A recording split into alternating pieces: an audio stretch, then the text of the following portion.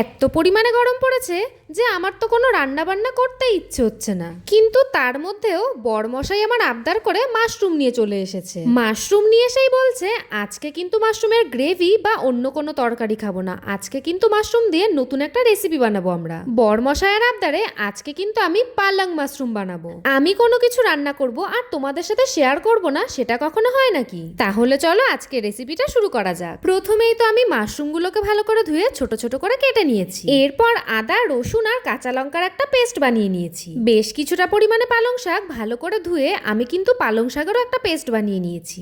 আজকের এই রেসিপির মূল উপকরণই হলো পালং শাক। এদিকে কড়াই গরম করে অনেকটা পরিমাণে সাদা তেল দিয়ে দিয়েছি, আর তেলটা ভালো করে গরম হয়ে আসলেই আমি ফোড়নে দিয়ে দিচ্ছি জিরে, তেজপাতা, শুকনো লঙ্কা, দারচিনি আর লবঙ্গ। ফোড়নটা একটু ভাজা ভাজা হয়ে আসলেই আমি কিন্তু একটা পেঁয়াজ কুচি দিয়ে দিয়েছি। পরিমাণ মতন লবণ, হলুদ, লঙ্কার গুঁড়ো আর জিরের গুঁড়ো দিয়ে পেঁয়াজটাকে কিন্তু ভালো করে ভেজে নিয়েছি। পেঁয়াজটা ভালো করে ভাজা ভাজা হয়ে আসলেই আমি কিন্তু এর মধ্যে দিয়ে দিয়েছি আগে থেকেই করে রাখা আদা, রসুন আর কাঁচা লঙ্কার পেস্ট। এই সমস্ত কিছু কিন্তু বেশ কিছুক্ষণ সময় ধরে নেড়েচেড়ে আমি কষিয়ে নিচ্ছি। এই দেখো মশলাটার থেকে কি সুন্দর তেল ছেড়ে এসেছে। এবার আমি এর মধ্যে দিয়ে দিচ্ছি আগে থেকে করে রাখা পালং শাকের পেস্ট।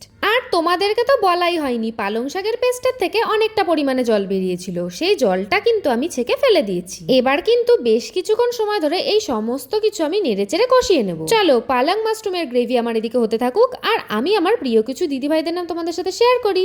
রিতুল বসাক দিদিভাই বলছে আমি তোমার ভিডিও দেখার জন্য অপেক্ষায় থাকি, ফোন খুললেই আগে তোমার আইডি চেক করি তুমি ভিডিও পোস্ট করেছো কিনা। থ্যাংক ইউ সো মাচ দিদিভাই আমাকে এত ভালোবাসা দেওয়ার জন্য।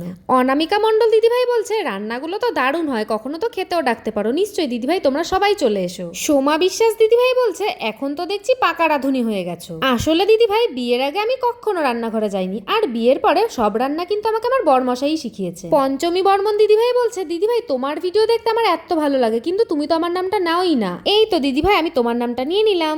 মান্টি মালাকার দিদিভাই আমাকে বলেছে তোমার রান্নার ভিডিওগুলো দেখতে সত্যি খুব ভালো লাগে, আমি আসাম থেকে দেখছি। আর ধুন্দুল দিয়ে চিংড়ি মাছের রেসিপি খুবই টেস্টি লাগে, অবশ্যই ট্রাই করবো একদিন দিদিভাই। দুষ্টু সোনিয়া আইডি থেকে একজন দিদিভাই আমাকে কমেন্ট করেছে আমি কলকাতা থেকে দেখছি, তোমার রান্নার ভিডিওগুলো কিন্তু সত্যি অসাধারণ হয়। থ্যাংক ইউ সো মাচ দিদিভাই। এই দেখো আমার প্রিয় দিদিভাইদের নাম তোমাদের সাথে শেয়ার করতে করতে পালং মাশরুম কিন্তু আমার একদম রেডি। এই ইজি রেসিপিটা যদি তোমাদের ভালো লাগে তাহলে কিন্তু অবশ্যই বাড়িতে একবার ট্রাই করো। আর তোমরা কোন কোন নতুন নতুন রেসিপির ভিডিও দেখতে চাও আমাকে কিন্তু কমেন্টে জানাতে একদমই ভুলো না। এদিকে তো বরমশাইকে খেতে দিয়ে দিয়েছি, আর পালং মাশরুম কিন্তু তোমরা রুটির সাথেও ট্রাই করতে পারো। ও তো খেয়ে বলছে খুবই টেস্টি হয়েছে খেতে। আজকের মতন এইটুকুই, তোমরা সবাই ভালো থেকো, সুস্থ থেকো। চলে আসবো আবার নতুন আর একটা রান্নার ভিডিও নিয়ে। তো চলো সবাইকে টাটা।